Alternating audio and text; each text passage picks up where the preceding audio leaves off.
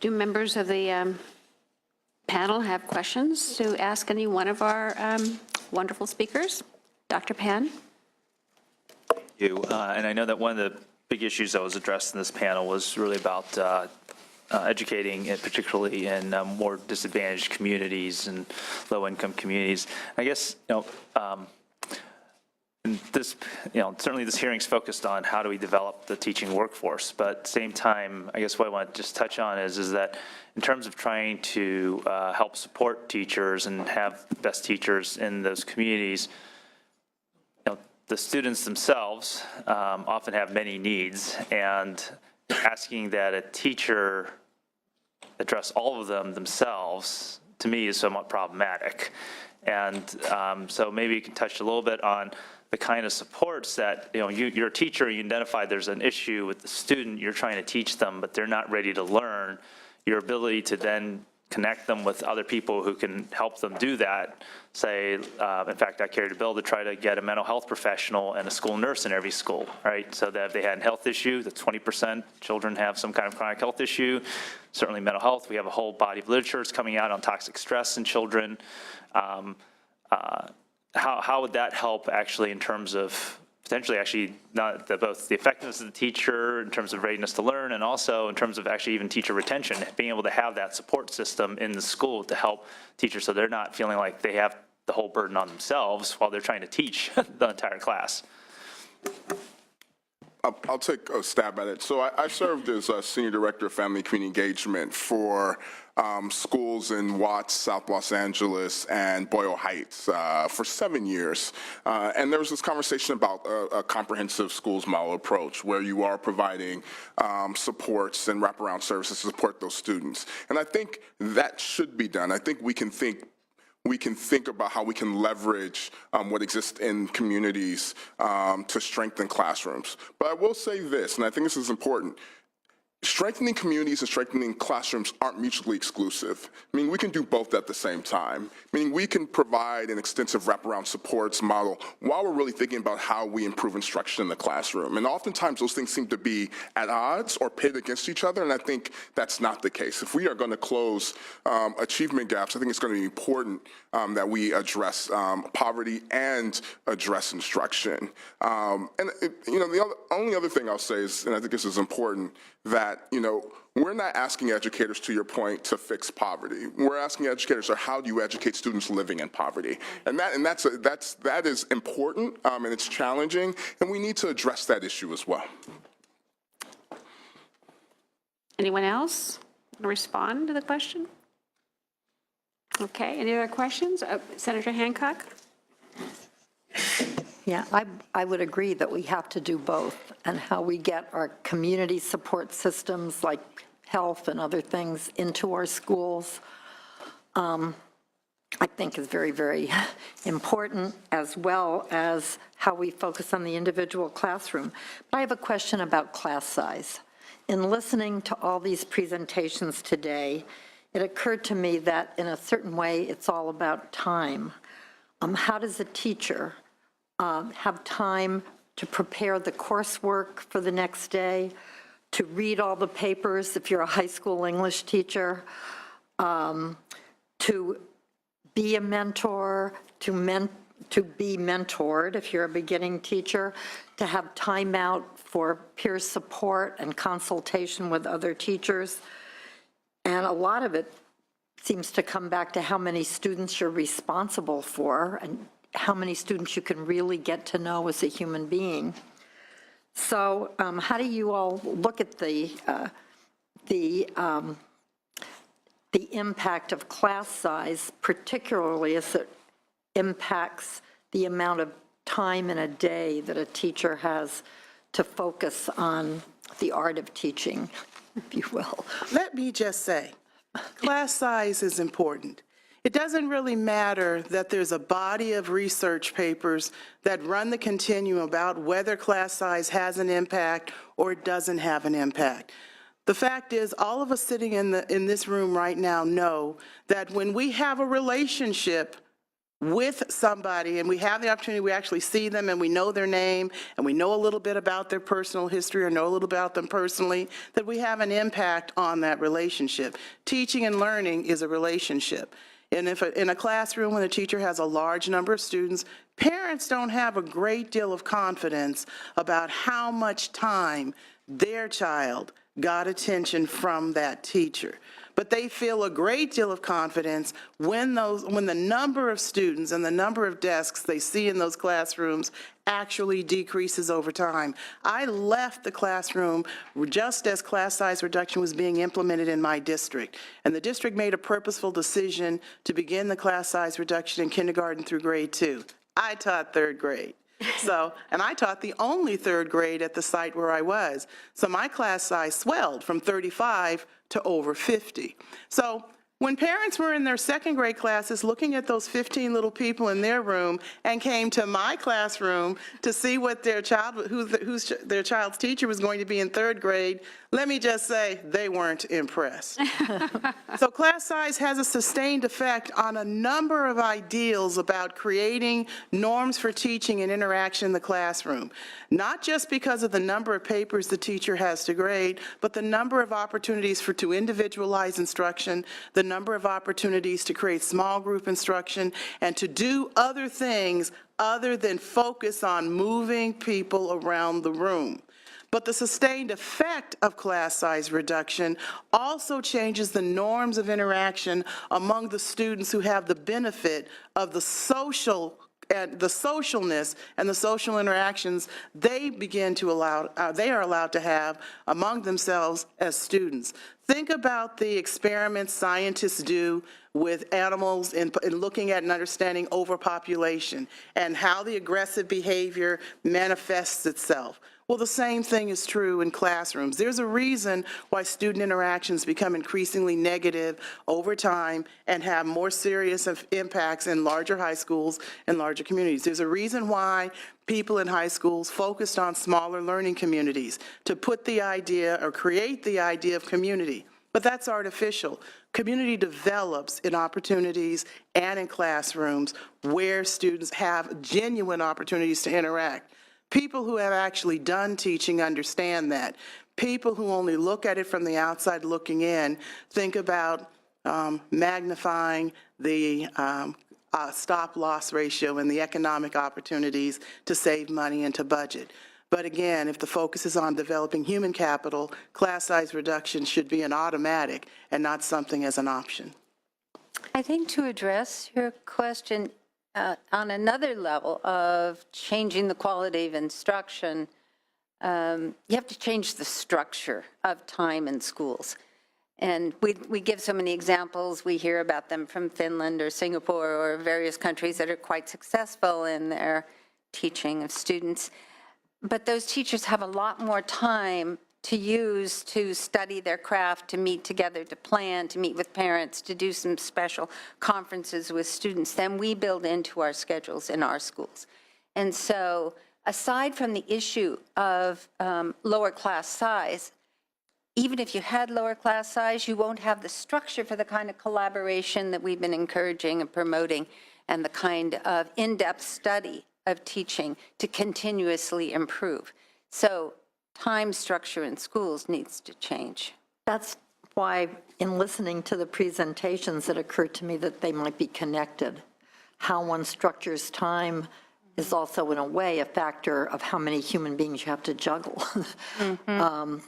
And I know in Oakland, the Oakland Unified School District, which is in my district, they have this wonderful thing that they say about every child should have at least one adult in the school that truly knows that child, their strengths, their weaknesses, their hopes, dreams, and fears. And how do you get that in a third grade class of 50 kids? I don't know. So that's why I began to think maybe there is a structuring of time that's related to also class size in some way. But I'm interested, that's why I'm interested in your opinions. Okay, Senator Allen. I just want to, one of the things that, first of all, great, fascinating thoughts and comments, and certainly things that I've been thinking a lot about. I heard Judy, and I'm looking through her booklet and talking about support from principals and administrators, and I just love a little bit more commentary from the three of you, if at all possible, on the role that administration can and sometimes does and sometimes doesn't play in addressing these big issues, because we all know there's some great administrators there who can create wonderful environments for teachers, and then, of course, sometimes the opposite can happen. I just love people's thoughts on how admin plays into this. I know it's been touched upon a little bit by the presentations, but I'd like to zero in a little bit more deeply into it. Well, in beginning this conversation, it's important that we don't have a conversation that results in moving the target from the back of the classroom teacher as having the locus of control and being the reason why schools are failing, to suddenly deciding that the reason why schools fail and ultimately teachers fail is because of the lack of leadership at the level of site administrator. Because the fact is, site administrators need support as well. And so it is true that any school community succeeds because there is a norm and a culture of collaboration, of interaction, and there is a relationship that has developed between a classroom teacher and the supervising personnel on how they monitor and supervise that teacher's work, but also as a factor of that relationship, how they give feedback. So what is it that administrators need to know and need to understand to do that work well? And obviously, what happens as a result when that relationship doesn't go well? So I do believe it is important to have not only strong and effective teachers who come out of a strong teacher preparation program, to have a school district that knows and has effective personnel practices for hiring, screening, and placing teachers. But then in the relationship that concerns the collaboration, the monitoring, the oversight, and the supervising of classroom teachers, there is a relationship that has to be there, but it is blended by and supported by and even defined by practices that support effective supervisors and administrators as well. So in a vacuum, to say we need strong principals, that also means we need a strong system of developing administrators. In the same way that good teachers are supported and developed, good administrators are supportive and developed. It's not just giving a piece of paper by the state that does it. That is those purposeful practices by their district to develop the expectations about how they should work, how they can work, and what to do to help them to improve their work as well. I'd like to reinforce that about needing a system of support for school administrators at the principal level and at the district level. I can give you two great examples of how important principals are or superintendents are. One is a principal in Long Beach who took his very best teachers and asked them to be coaches for teams of teachers at every grade level. And then the teachers at every grade level chose the area in which they wanted to study, math or reading or writing, and worked with their coach and got weekly coaching, another teacher at the school, and developed their expertise in that area over a couple of years, and then they could pick another area of growth. And they met regularly and built a collaborative community designed to improve student achievement in the area of their focus. At a similar level, except district-wide, Gregory Franklin and his school district did a district-wide selection of focus for 3 years on content with teams of teachers planning together and a lot of coaching and all of that. And what they got at the school and at the district level is a highly motivated faculty feeling like they were getting growing expertise. You also can tell when you have a weak principal, within a year, you can drive great faculty out of schools and discourage people in their sense of being a professional, making growth and having opportunities to help kids learn more. So they're a critical pivot point, but no one I know is really focusing very carefully on showing principals first and then district administrators how to use the strengths of people to grow even greater in teaching and how to give them examples of what great teaching looks like. That conversation about what is excellence in teaching doesn't happen very much. There are a lot of things about rules and regulations and a lot of very important conversations, but getting into the analysis of what kind of teaching results in really high-performing learning and motivation of kids is a weak conversation at the training level. Yeah. I'll just add, Senator Allen, a couple things. Number one, we often talk about kind of teacher attrition in a vacuum, but we should talk about educator attrition. So the attrition rates amongst administrators and principals are very large in large districts. At least that's what the data shows. So I think that's important. And I think it's also At every level, by the way. At every level, yes. At every, The average superintendent only stays about 3 years. yes. Yeah. And not only that, during the Great Recession, we saw that a number of particularly assistant principals were cut or they were shared among schools. So there was an issue with even how many administrators we had on campuses. And lastly, when we talk about the teacher pipeline, we know that many of our teachers go on to be exceptional, fantastic administrators, so that has to be a part of the conversation. We should think about this as we talk about teacher effectiveness and whether we're talking about teacher evaluation, et cetera, we should talk about it as supports for educators, and there's educator evaluation as well for administrators to help master their craft. That's something we should definitely discuss. I think it's coached in the supports that we should be giving administrators. I think that's really important. And then there's an example from Boston that was unearthed in our research that may be helpful. So there's a group called Teach Plus, and they actually worked in this T3 program where they took a series of schools, worked with administrators. Administrators actually shared leadership with teachers in order to really create a dynamic school climate model and some of the lowest performing schools in Boston, and saw results not only academically, but also as far as school climate. So that could also be that could serve as an innovative point of how we think about shared collaboration amongst administrators and teachers, particularly in low-income communities. Okay. Well, thank you very much for joining us today. Appreciate your comments. Great. Thank you. All right, let's move on to our second panel. We will discuss the effective strategies to recruit, support, and retain teachers. We have Carolyn Nelson, Interim Provost and Vice President of Academic Affairs at Cal State East Bay. David Riley, who's Associate Superintendent of Human Resources at Elk Grove Unified. Roxana Villasenor, Principal at Westfield Village Elementary School in Washington Unified School District. And Donna Glassman Summer, Administrator, New Teacher Development and Leadership in Tulare County Office of Education. So 3 of you are local district practitioners, and then we have someone from the university that might wrap it all up. So let's try the school district's county office first, and we'll have the CSU person at the end. Okay. Please introduce yourself. My name is Donna Glassman Somer. I'm with Tulare County Office of Education. I'm the administrator for New Teacher Development and Leadership.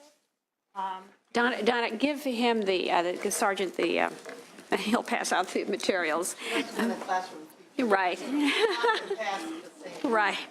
Once a teacher, Always a teacher, correct. So press a little button on your microphone so we can all hear you. Okay. You hear now? Yes. Great.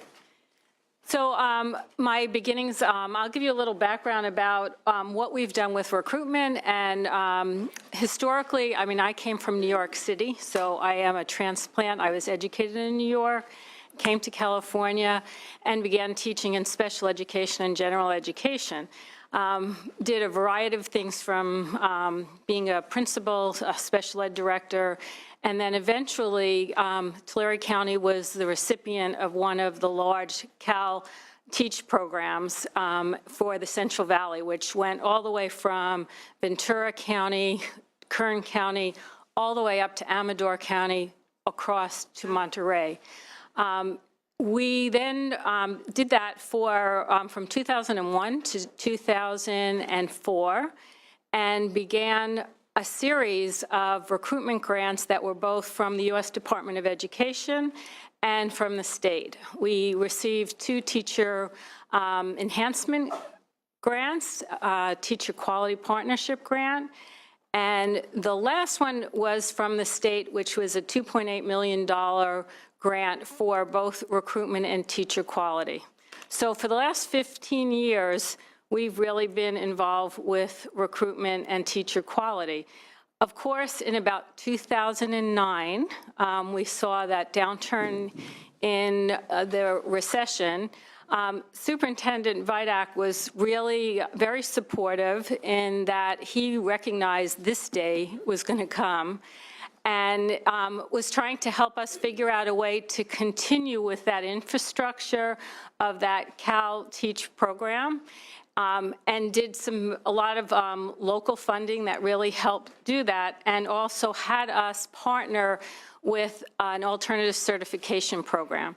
So our experience and the lessons learned, as I gave out that handout, about recruitment, is that everyone believes, and all districts believe, that they can go out and recruit until they get out there.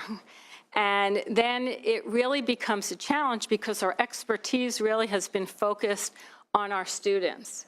And our expertise with our students doesn't necessarily provide the skills that really lend to successful recruitment. Our recruitment efforts were large in that they were collaborative both with county offices, districts, IHEs, the many different institutions of higher ed, and with different entities in the state. And the lessons learned that came out of that perhaps is something that you might be interested in really hearing about. I think one of the biggest lessons that we learned was, as I said, recruitment is really an art. It really takes collaboration, and it really takes not just going out as a single school district and recruiting, but we really developed into really kind of a third-party entity that was an intermediary that really helped districts and other county offices. And we continued our efforts by looking at how we can really address the silos that really were between universities, county offices, and districts. As many of you know, those silos really can be challenges. And we felt like if we looked at our efforts, we could really make a difference. Our last grant, which was a $2.8 million grant that was LA County, San Bernardino County, and all of the Central Valley. So we oversaw 3 large areas, both urban and rural. And in a 16-month period, our focus was math, science, English, because that was a need in the Central Valley, and special ed, with an emphasis in looking at cultivating ethnic diversity amongst our teachers. At the end of the 16 months, we recruited and were hired 2,154 teachers. What that took was about 8,000 contacts to then look at how we can screen them and refer them to districts. We did in-state recruiting, we did out-of-state recruiting, as I know that's been a question of the panel of like, how do you do that? I think we did some very innovative things with technology at the time where just one instance, we had a teacher that in Ohio who wanted to come to the Central Valley. She liked hiking. It was July, and the district was looking for, and Pixley actually was looking for a teacher at the time. We did, the technology at the time was videotaping, did some videotapes of an interview with that teacher. We used a screening device, and that's something that we haven't talked about a lot here in terms of recruitment and retention, but one of the aspects we learned was that really screening was an important part of referring teachers, and that disposition and how teachers engage with children really has been a factor in terms of retention for the teachers that we've referred and really placed in the Central Valley and in California. And in this particular instance, we FedExed this videotape back. It was the end of July. School and where we were starting August 14th. She ended up starting in the classroom on August 14th. what it really took to really look at how those recruitment efforts worked is we didn't just go to fairs. I think that's been kind of a traditional way of going to out-of-state recruiting, but we had a very diverse team. If there was an ethnicity, pretty much we had it on our recruitment team. We'd do things like we would go to another state, we'd find an event that teachers were gathering for, we'd advertise, and then we would hold interviews and actually do videotapes, send them back to the districts. Sometimes if we'd have them pre-register and we'd bring districts actually along with us so they could actually recruit firsthand. But in our area, some of the districts are small and don't have the resources to be able to do that. And really we're able to take advantages of have teachers really come from out of state. You asked about a challenge with out-of-state teachers. One of the challenges, and I'm an out-of-state transplant, and I've been here for more years than I'd like to say, but I think generally people don't want to live more than 150 miles to 100 miles from home.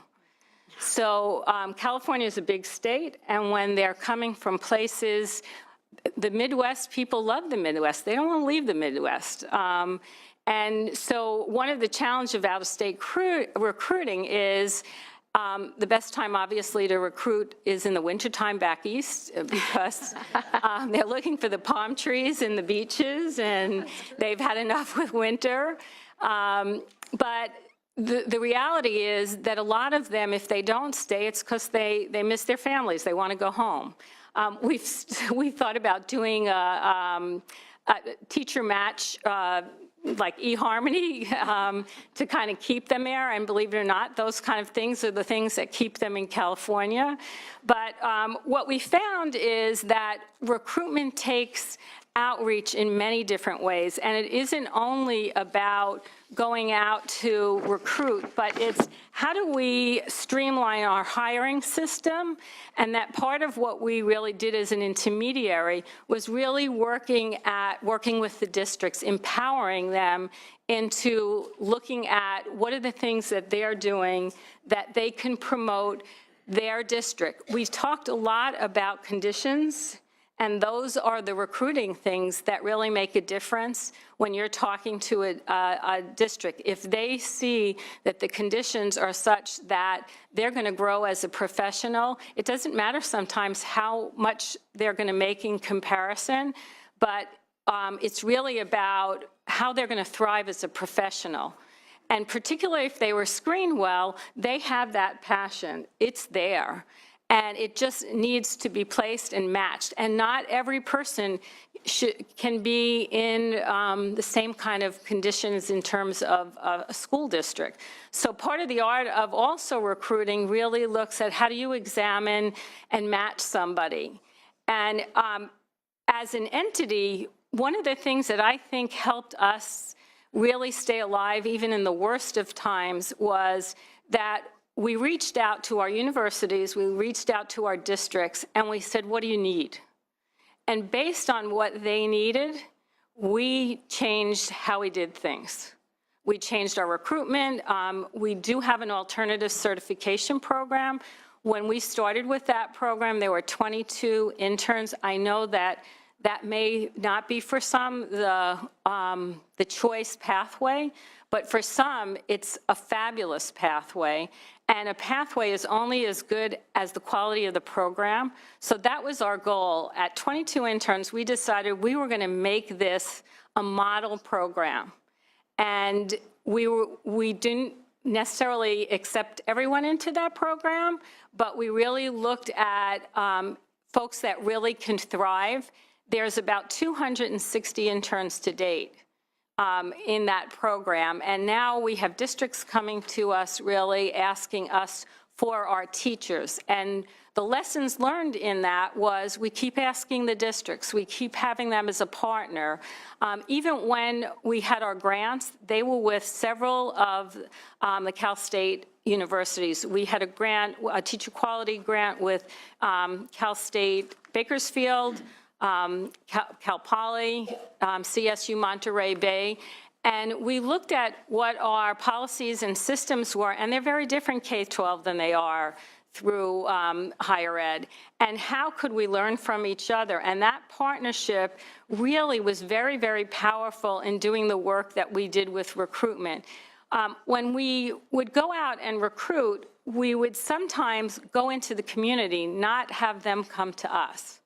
So we looked at places that people gathered in different communities and went out and did events in their community, and all of our advertisement was around that event. Part of what we did is we worked with the county superintendents, helped with San Joaquin County Office of Ed build a system called EdJoin, which is an applicant tracking system that's been very, very effective.